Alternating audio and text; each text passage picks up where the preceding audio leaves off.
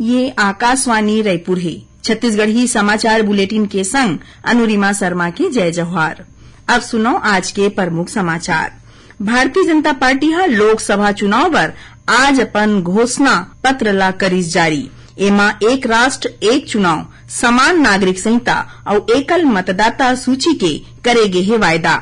खैरागढ़ छुईखदान गंडई जिला में केंद्रीय गृह मंत्री अमित शाह कहिन कि उनकर सरकार बनही त छत्तीसगढ़ ला माओवाद के समस्या ले पूरा तरह ले मुक्त करे जाही। और राष्ट्र आज संविधान निर्माता डॉक्टर भीमराव अम्बेडकर ला उनकर 134वां जयंती के मौका में देवत है श्रद्धांजलि। अब समाचार विस्तार ले। भारतीय जनता पार्टी हा लोकसभा चुनाव बर आज अपन घोषणा पत्र जारी करिस। एला संकल्प पत्र नाव देगे है। नई दिल्ली स्थित भाजपा मुख्यालय में जारी करेगे संकल्प पत्र में एक राष्ट्र एक चुनाव, समान नागरिक संहिता और एकल मतदाता सूची के वायदा करेगे है। भाजपा के बड़का नेता और प्रधानमंत्री नरेंद्र मोदी, पार्टी अध्यक्ष जगत प्रकाश नड्डा, राजनाथ सिंह, अमित शाह और निर्मला सीतारमण के मौजूदगी में ए संकल्प पत्र जारी करेगी। इस संकल्प पत्र में भाजपा प्रधानमंत्री गरीब कल्याण अन्न योजना के तहत मुफ्त राशन के सहूलियत ला अवैया 5 बछर तक ले जारी रखे के बाद कहे है। संगे आयुष्मान भारत योजना में देश के सबो सियान मनखे मन ला शामिल करे के वायदा करेगे है। संकल्प पत्र में 3 करोड़ लखपति दीदी बनाए ऊपर जोर देगे है और पीएम सूर्य घर योजना के संगे बिजली बिल शून्य करे के वायदा करेगे है। भाजपा देश ला दुनिया के तीसर सबले बड़का अर्थव्यवस्था के संगे संग वैश्विक विनिर्माण केंद्र बनाए के वायदा करे है। ए मौका में प्रधानमंत्री श्री मोदी हकीन की संकल्प पत्र विकसित राष्ट्र के 4 ठिन मजबूत पिल्लर जवान लइका माई लोगिन किसान और गरीब मनखे ला मजबूत बनाही। ओमन किहिन की संकल्प पत्र जीवन के गरिमा और गुणवत्ता पर केंद्रित है। श्री मोदी हकीन की भाजपा नवा सैटेलाइट शहर बनाही। एती छत्तीसगढ़ के मुख्यमंत्री और भाजपा के बड़का नेता विष्णुदेव साय रायपुर में होए पत्रकार वार्ता में भाजपा के संकल्प पत्र ला जारी करीन। ए मौका में श्री साय कहिन कि केंद्र में भाजपा की सरकार बनही त देश भर में 3 करोड़ पक्का मकान बनाए जाही। ए मौका में रायपुर लोकसभा ले भाजपा प्रत्याशी बृजमोहन अग्रवाल समेत आने बड़का नेता घलो मौजूद रहीन। दूसरा डहर भाजपा के संकल्प पत्र पर अपन प्रतिक्रिया देवत प्रदेश कांग्रेस अध्यक्ष दीपक बैझा कहिन कि भाजपा ला जनता ले नवा वायदा करे के कोनो नैतिक अधिकार नहीं है। ओमन कहिन कि भाजपा जनता ले करेगे वायदा ला पूरा नहीं करे है। एखर सेती ओहा संकल्प पत्र नहीं भलुक माफीनामा जारी करे। श्री बैझा यहू कहिन कि भाजपा के घोषणा पत्र में सक्षम और स्वावलंबी भारत बनाए सोच कुछ भी नहीं है। बड़का भाजपा नेता और केंद्रीय गृह मंत्री अमित शाह राजनांदगांव लोकसभा क्षेत्र अंतर्गत खैरागढ़ नगर में आम सभा ला संबोधित करत कहिन कि प्रधानमंत्री नरेंद्र मोदी के अगुवाई में कहूं केंद्र में तीसर बेर भाजपा की सरकार बनही त छत्तीसगढ़ ला नक्सलवाद के समस्या ले पूरा तरह ले मुक्त कर दे जाही। श्री शाह कहिन कि केंद्र में पाछू 10 बछर में मोदी सरकार के कार्यकाल दौरान देश के बाकी हिस्सा मन में नक्सलवाद सिरागे है, सिर्फ छत्तीसगढ़ में बाँचे है। ओमन कहिन कि तीसर कार्यकाल में छत्तीसगढ़ ले घलो एला खत्म कर दे जाही। गृहमंत्री कहिन कि छत्तीसगढ़ में कांग्रेस सरकार के कार्यकाल दौरान नक्सलवाद के खिलाफ अभियान धीमा पड़ गए रहीस। फिर राज्य में भाजपा के सरकार बनते साठ एमा तेजी आहे और बीते 4 महीना में 56 ले ज्यादा माओवाद मारे गए हैं। उन्हें करीबन 150 माओवादी मन ला गिरफ्तार करे गए है। श्री शाह कहिन कि कांग्रेस सा झूठ लबारी के व्यापार करथे। ओहा कहिथे कि भाजपा संविधान बदल दी और मोदी जी तीसर बेर सत्ता में आही त आरक्षण ला सिरोध ही। श्री शाह कहिन कि चाहे कुछ भी हो जाए भारतीय जनता पार्टी ना तो आरक्षण ला खत्म करही और न ही कोनो ला करन दिही। उन्हें भाजपा के बड़का नेता और मुख्यमंत्री विष्णुदेव साय कहिन कि छत्तीसगढ़ के जनता ला धोखा दे के संगे भ्रष्टाचार ला बढ़ावा दे के काम कांग्रेस के सरकार करे हवय।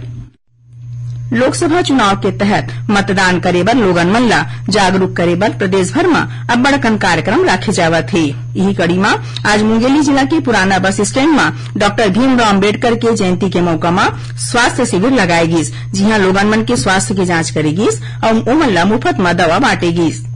ए दौरान शिविर में पहुंचे लोगन मन ला मतदाता जागरूकता के शपथ घलो दिवाएगिस। उन्हें दाऊपारा ले मतदाता जागरूकता रैली निकालेगिस, जेमा शामिल मनखे मन 100% मतदान के आरोदीन। ओती धमतरी जिला में नवरात परब बेरा मोहेरा स्थित निरई माता मंदिर में आयोजित मेला में गवई के मनखे समेत तीर तखार जगह ले पहुंचे दर्शनार्थी मन स्वीप रैली निकाल के मतदान करे के शपथ ली।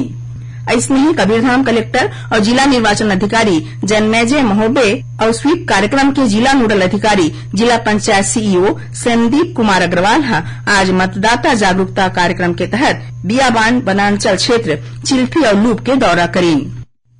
छत्तीसगढ़ी समाचार बुलेटिन आप मन आकाशवाणी रायपुर ले सुनत हव।